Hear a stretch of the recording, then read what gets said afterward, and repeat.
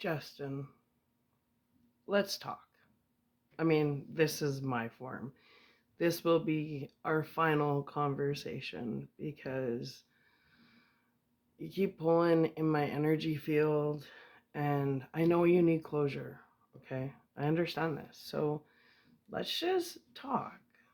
First and foremost, I can never hate you. You kidding me? I can't. We shared a lot of good times, okay? Um,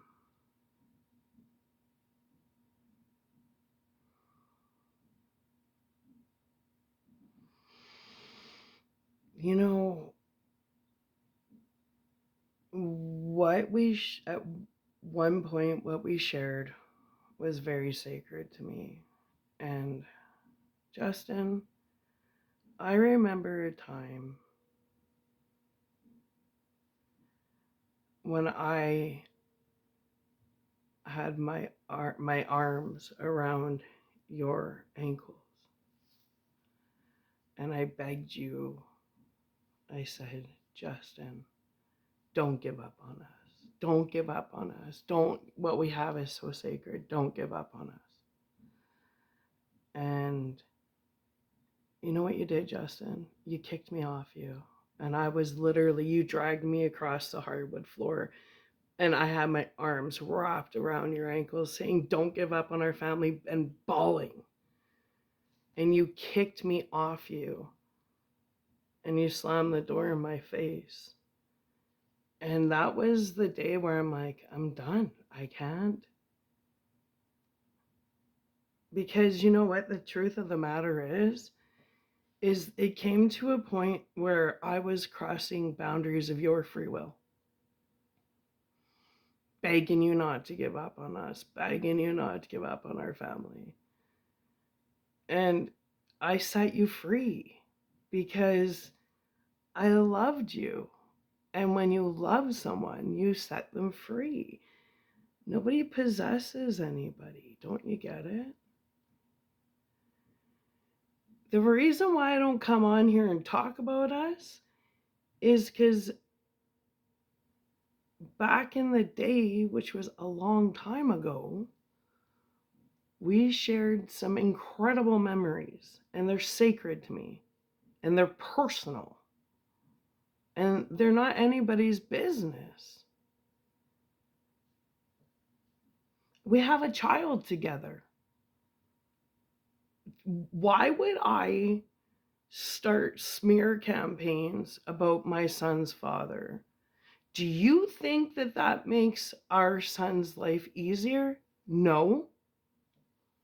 The smear campaigns that have been started about me have affected Jake's entire life, Justin.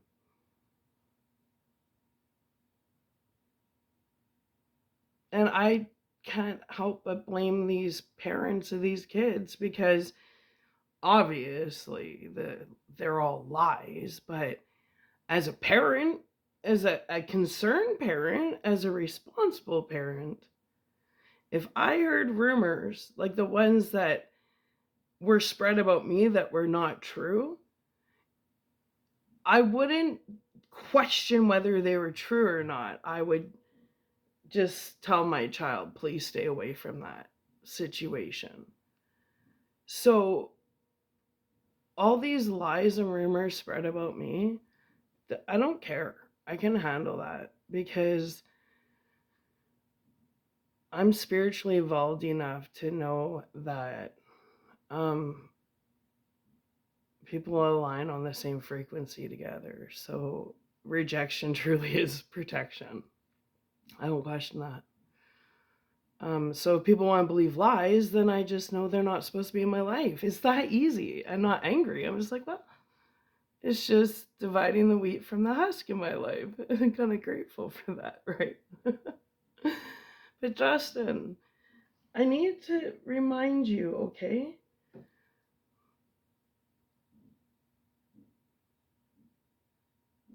The reason why I don't hate you. I could never hate you because there's so much of you and Jacob that if I were to hate you, it means I would hate part of our son together. And I adore Jacob more than like the stars and moon and sun. And like, Jacob is the biggest, best gift you ever gave to me.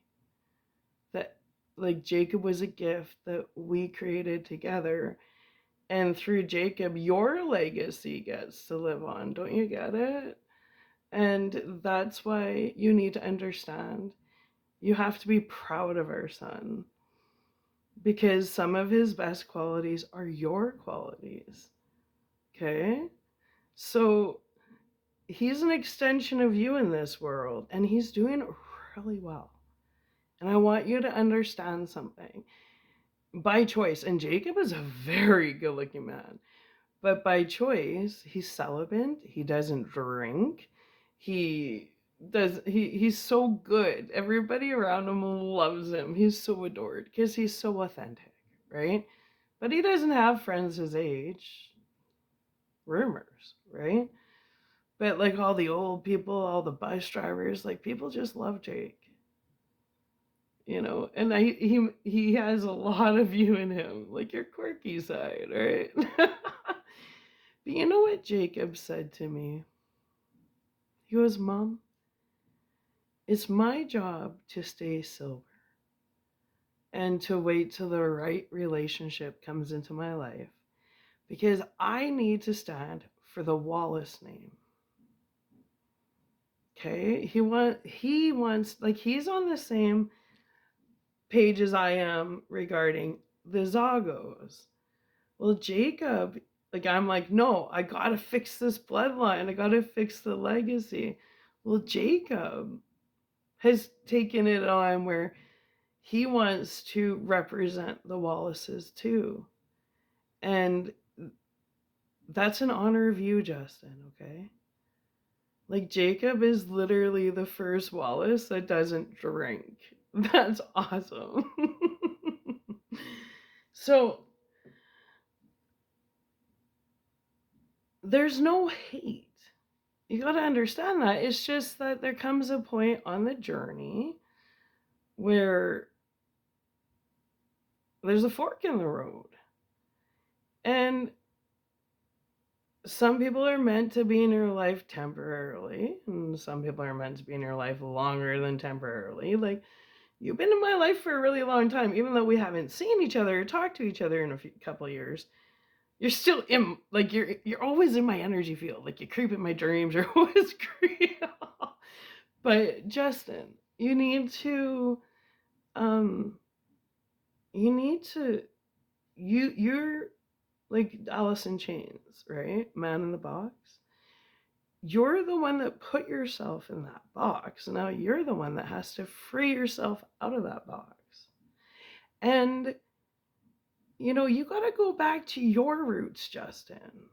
You know, and at your healthiest, at your happiest, you were at the racetrack.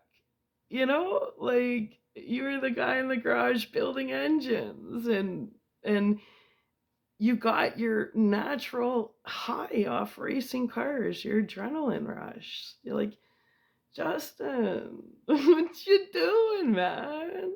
You gotta go back to the track. Because when I met you, like, you were just bursting with life. You were that guy that was, what was it? Spraying down the track. What did you say guys use? Like crushing water to make it sticky? Remember? You were that guy. Remember? Spraying down the track and scraping it, and then, you know, and then you ascended higher. You went from the track maintenance guy to getting involved with Juan and getting on the strip, the quarter mile, and getting behind the wheel and really becoming a part of it. So that was your little ascension journey. Well, it's never too late to get back on track. You know, you car racing was the healthiest escape for you, and it, life happened, right? Right. So I have so much faith in you. And I know that you are strong enough to pull yourself out of whatever funk you got yourself into. But this is where we, we separate. Like the cords are cut because you need to go on your healing journey. Like you. And it's such an amazing journey. You get to get to know yourself. And like I want to show you this. Like remember, you know, like look. He's worth it. He's so worth it. Look at that face.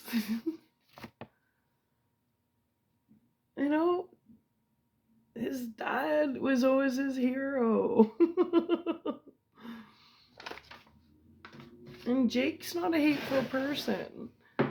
He wants to see you clean up, like, emotionally, like find your inner, find your inner bellow, right?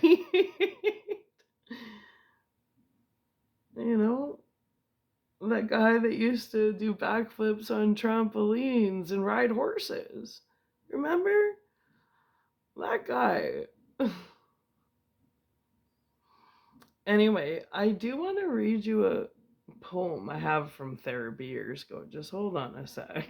You're going to be okay. Just hold on a sec. All right, Justin. Hear my words, okay? Just chill, breathe, relax, kick your feet up, and hear my words, okay? Because this poem, it literally, like, it's changed my life because it comes back to me when it needs to. So it's called Autobiography in 5 Short Chapters by Portia Nelson.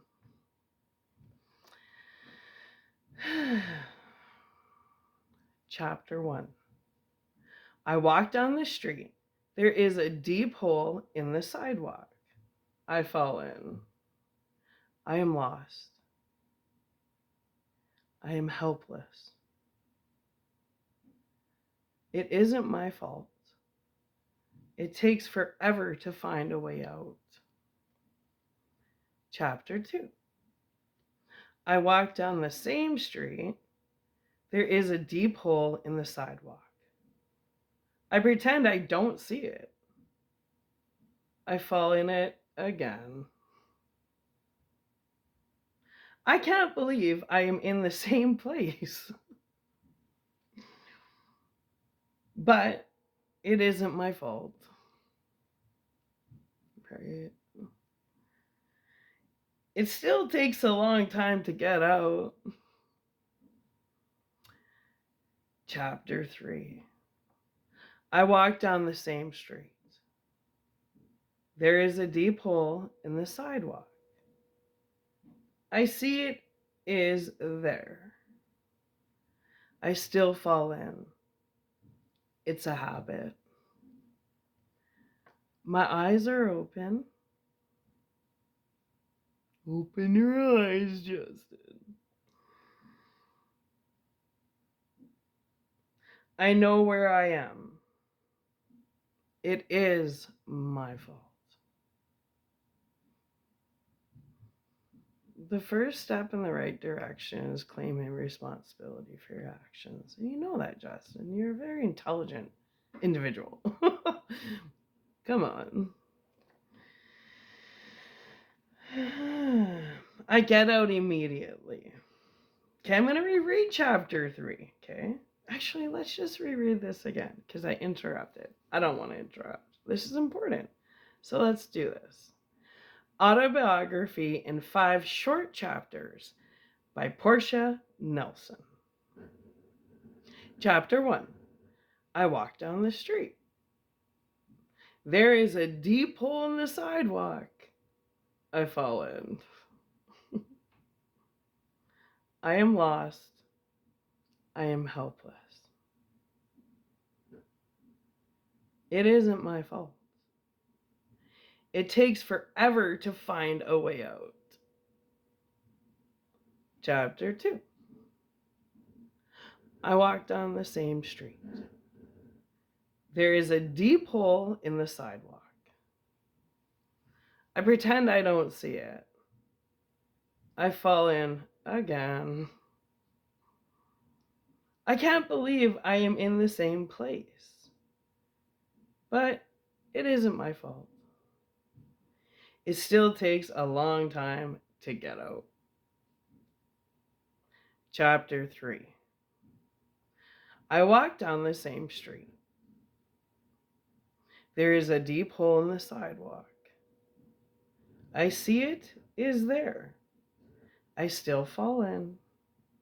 It's a habit. My eyes are open. I know where I am. It is my fault. I get out immediately. Chapter 4. I walk down the same street. There is a deep hole in the sidewalk. I walk around it.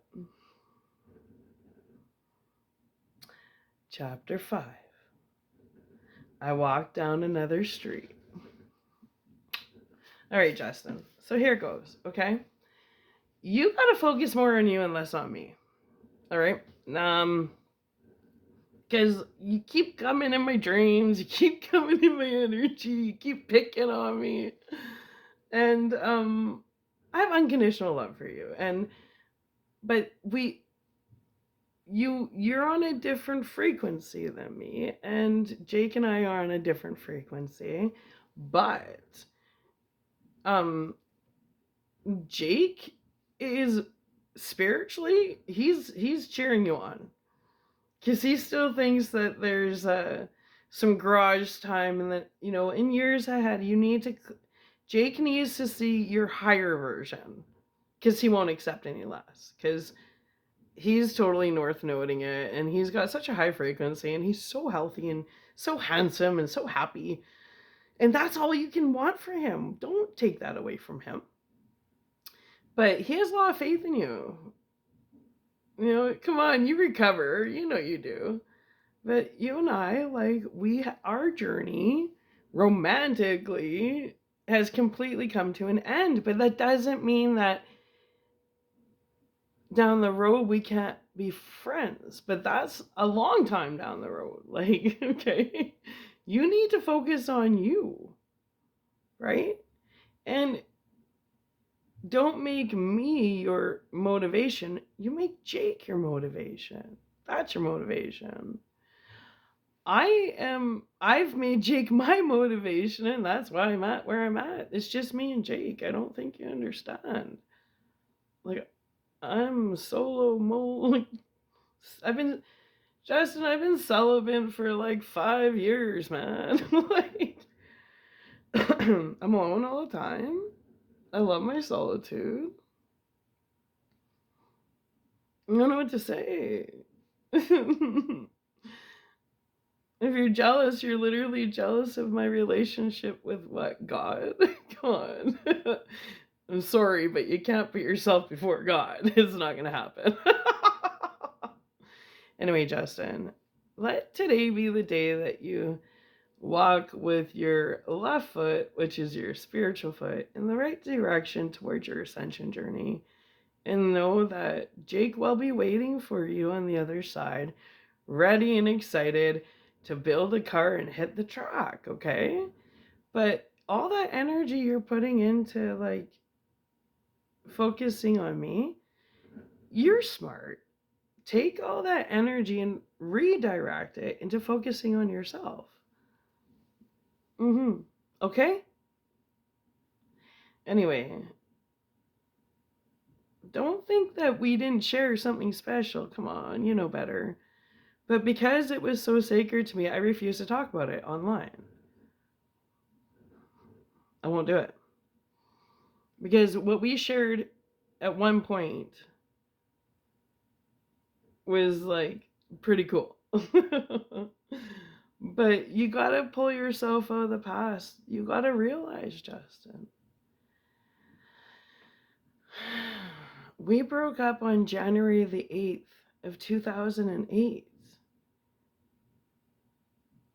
It's June 2025. Do you realize how long we've been apart for? 2008. Like 18 years. Is that 18 years? 2008. Oh, I gotta do math right now. 18, that's 10 years. 5, 6, 7. 17 years we've been apart for. Set yourself free, Justin. But know that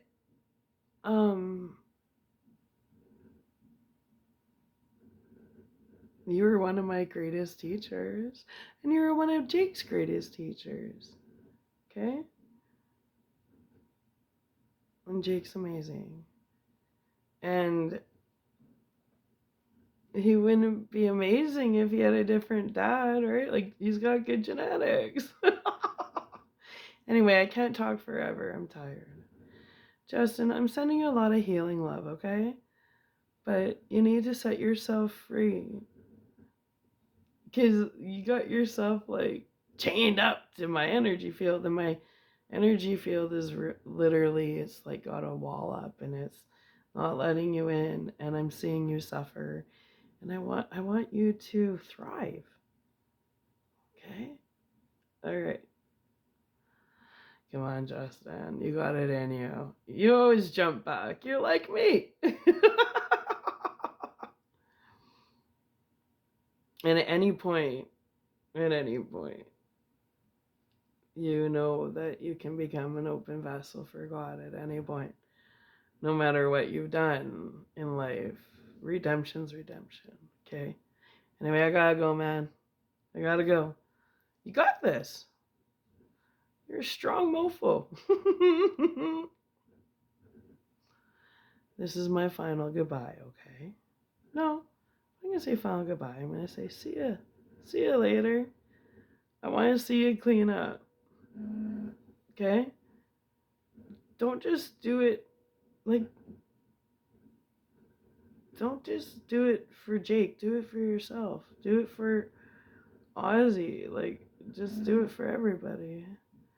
Because the secret hidden gem of who Justin is, the world needs that, right? So, but it's gonna take time. I mean, I started my therapy in 2009. You know, it's been a long journey, Justin. Our breakup is what triggered my ascension journey of like digging deep. It was our breakup, our physical one. And this is, I guess, maybe you need this spiritual closure, and this is going to trigger your ascension journey. And I'm always going to be rooting for you spiritually. Don't think I won't. But we're completely done. I can't be your energy source anymore. I'm sorry. But I'll always send you lots of healing. Of course I will. You're my children's, like, Jake doesn't have kids, but when he does, you're my grandchildren's grandpa. I gotta help you out somehow. So energetically, I'm gonna send you lots of healing, and you're gonna get through this. I know you are. You always do. You're the only guy that was able to say, I'm gonna quit smoking cigarettes, and literally quit smoking cigarettes on the spot, right? That's not easy. Okay. Now I'm just talking. Remember you always said I had verbal diarrhea? Well, here it goes. Okay. All right, Justin. I'm rooting for you. I'm your secret little spiritual cheerleader, okay? Set yourself free of me. Because the me that you're attached to doesn't exist anymore. Like, she's gone. She's gone a long time ago. She like died a long time ago. This is a whole new person in here, and anyway. See you later, buddy. Go put some Ozzy on. You love Ozzy. Come on. I am Iron Man. Find your Iron Man. Okay, see you later, Iron Man. See you later, Iron Man. I'll always be rooting for you spiritually, but if this is the closure you need, then you got your closure, okay? But your legacy will always live on through Jacob, and he's amazing. Okay, bye. Mwah.